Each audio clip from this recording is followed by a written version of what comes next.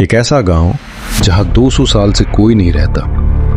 एक रात में 1500 लोग गायब हो गए। न लाश मिली न कोई निशान, और कहते हैं ये जगह श्रापित है। आज भी इस नाम से लोग डर जाते हैं। लेकिन सवाल ये है, आखिर ये जगह है कहाँ? राजस्थान के जैसलमेर के पास डेजर्ट के बीच एक खोदा हुआ गांव है। इस गांव का नाम है कुलधरा। दूर से देखने पर यह सिर्फ एक पुरानी बस्ती लगती है, लेकिन जैसे ही आप अंदर जाते हैं माहौल बदल जाता है। टूटे हुए घर, सुनसान गलियां और हवा में एक अजीब सा सन्नाटा महसूस होता है। दिन के समय यह जगह एक नॉर्मल टूरिस्ट स्पॉट लगती है, लेकिन रात होते ही सब कुछ बदल जाता है। रात के समय यहाँ का सन्नाटा और गहरा हो जाता है। हर छोटी सी आवाज भी अलग लगती है। कभी हवा की सरसराहट, कभी किसी के चलने जैसी आहट। कुछ लोग कहते हैं कि ये सिर्फ कहानियां नहीं, बल्कि कुछ और भी है जो आज भी यहां मौजूद है। कुलधरा को 13वीं सेंचुरी में पालीवाल ब्राह्मणों ने बसाया था। ये लोग अपनी इंटेलिजेंस और वाटर मैनेजमेंट के लिए जाने जाते थे। डेजर्ट के बीच होने के बावजूद ये गांव काफी समृद्ध था। यहाँ पानी के लिए एडवांस सिस्टम बनाया गया था, जिससे खेती और रोजमर्रा की जिंदगी आसानी से चलती थी। इस वजह से कुलधरा अपने समय का एक वेल प्लान्ड और प्रॉस्परस गांव माना जाता था। लोग शांति से अपनी जिंदगी जी रहे थे। सब कुछ ठीक चल रहा था, जिंदगी बिल्कुल नॉर्मल थी। लेकिन फिर धीरे धीरे सब कुछ बदलने लगा। कहते हैं उस समय जैसलमेर का एक बहुत ही पावरफुल और कठोर मिनिस्टर था, सलीम सिंह। उसकी पहचान सिर्फ उसकी ताकत से नहीं, बल्कि उसके स्वभाव से भी होती थी। लोग उससे डरते थे और उसका नाम सुनते ही लोग चुप हो जाते थे। एक दिन उसकी नजर कुलधरा के एक घर पर पड़ी, और फिर उस घर की एक लड़की पर। कहते हैं उस पल के बाद उसने फैसला कर लिया कि वो उस लड़की से शादी करेगा, चाहे जो भी हो। ये कोई आम रिश्ता नहीं था, ये जबरदस्ती थी। ये एक ऐसा फैसला था जिसमें सिर्फ एक इंसान की मर्जी चल रही थी और पूरे गांव की इज्जत दांव पर थी। गांव वालों के पास जब ये बात पहुंची तो माहौल बदल गया। लोग एक दूसरे से बात करने लगे, घरों के अंदर चर्चा होने लगी, हर किसी के चेहरे पर चिंता थी। फिर एक संदेश आया, सीधा, साफ और डरा देने वाला। अगर गांव वालों ने यह रिश्ता नहीं माना तो उन्हें उसके नतीजे भुगतने पड़ेंगे। ये धमकी सिर्फ लफ्जों तक सीमित नहीं थी। उस समय के राजा और उनके मंत्रियों की ताकत का मतलब होता था पूरी तबाही। अब सवाल ये था, क्या गांव वाले झुक जाएंगे या अपनी इज्जत के लिए खड़े रहेंगे? और उन्होंने जो फैसला लिया उसने इतिहास बदल दिया। उस रात कुलधरा में सब कुछ अलग था।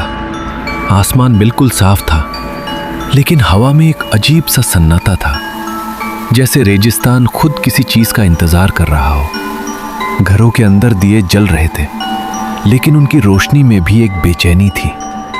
लोग बात कर रहे थे, लेकिन धीमी आवाज में, जैसे कोई सुन रहा हो। रात धीरे धीरे गहरी होती गई, और फिर एक फैसला लिया गया। एक ऐसा फैसला जो आसान नहीं था, लेकिन जरूरी था। एक एक करके लोग घरों से निकालने लगे। कोई भाग नहीं रहा था, कोई चिल्ला नहीं रहा था।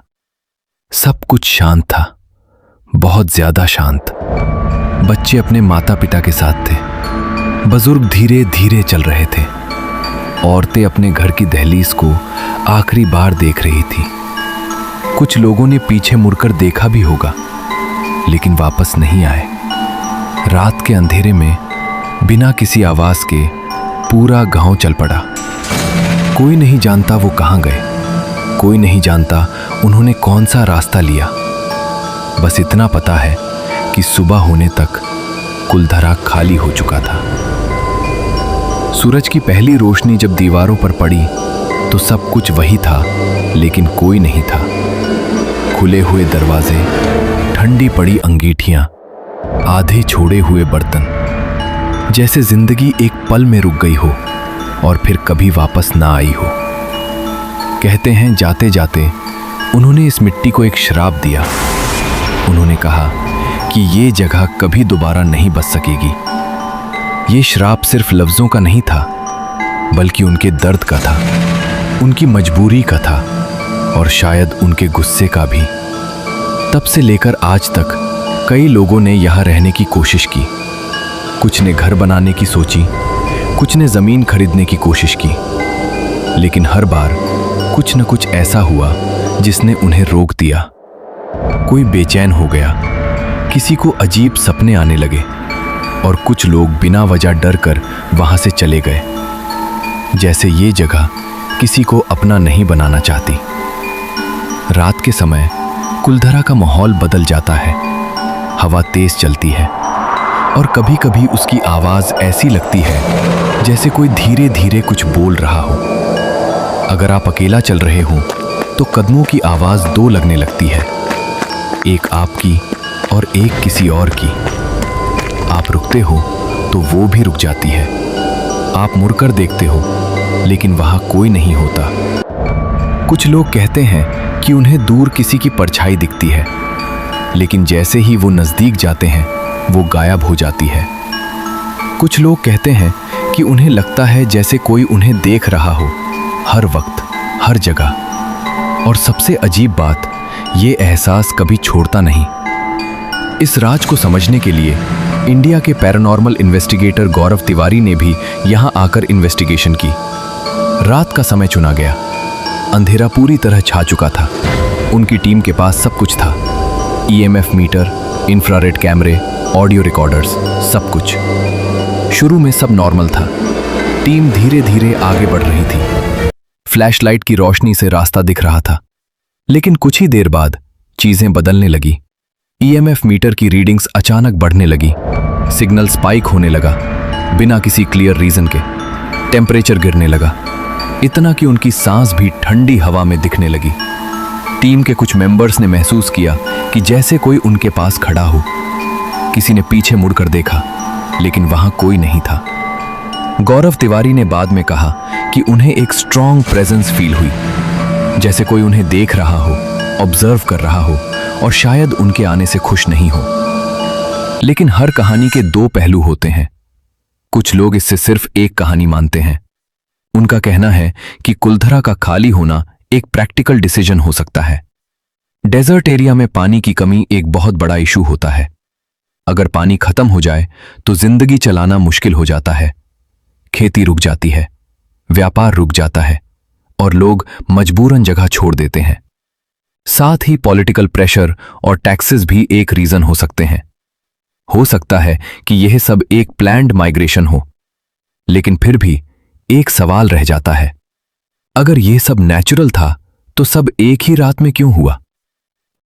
शायद कुलधरा सिर्फ एक छोड़ा हुआ गांव हो, या फिर एक ऐसी जगह जहां वक्त रुक गया हो, जहां कहानियां हवा में घूमती हैं और खामोशी भी कुछ कह जाती है। आज भी जब रात होती है और हवा चलती है तो लगता है जैसे ये जगह अब भी जिंदा हो, जैसे कोई अब भी यहां हो। क्या सच है और क्या सिर्फ कहानी, ये शायद कभी पता ना चले। लेकिन एक सवाल आज भी वही है, क्या आप कुलधरा में रात गुजार पाओगे?